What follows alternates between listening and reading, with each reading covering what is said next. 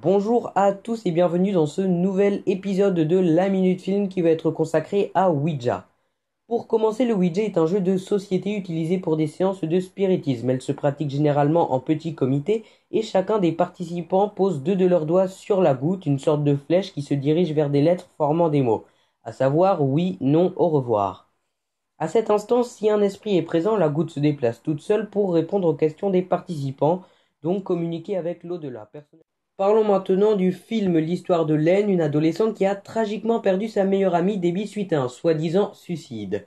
Len va retrouver dans la chambre de Debbie une tablette de Ouija. Elle décide d'y jouer bien sûr avec ses amis pour dire au revoir à la chère disparue. Seulement, ils vont réveiller des forces surnaturelles, une sorte d'esprit qui tient à finir la partie coûte que coûte. Les phénomènes paranormaux se multipliant, Len va mener une enquête car elle n'arrive pas à refermer le portail qu'elle a dangereusement ouvert.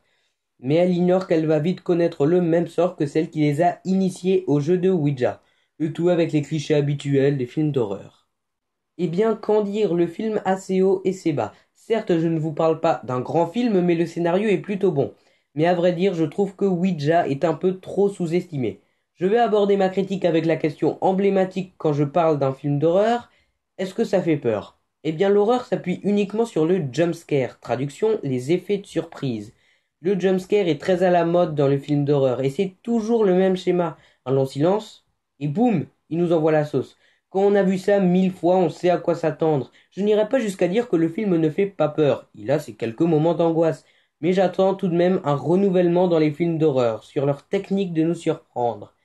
C'est tout de même le premier film d'épouvante qui se concentre uniquement sur Ouija. Cette tablette qui a déjà fait quelques apparitions dans certains films d'horreur tels que L'Exorciste, Paranormal Activity ou plus récemment American Horror Story.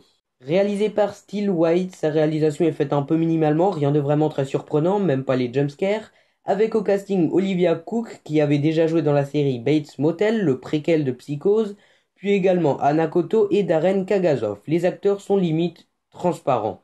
Leur jeu est peu crédible. Et c'est la 7e production de la Blumhouse Jason Blum qui a relancé le projet pressenti depuis 2008.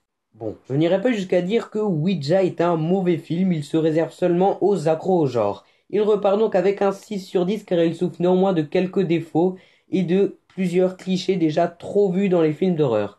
Voilà, j'ai fini ma critique, j'espère qu'elle vous a plu. N'hésitez pas à aimer mes vidéos, laisser des commentaires et à vous abonner à ma chaîne. Salut!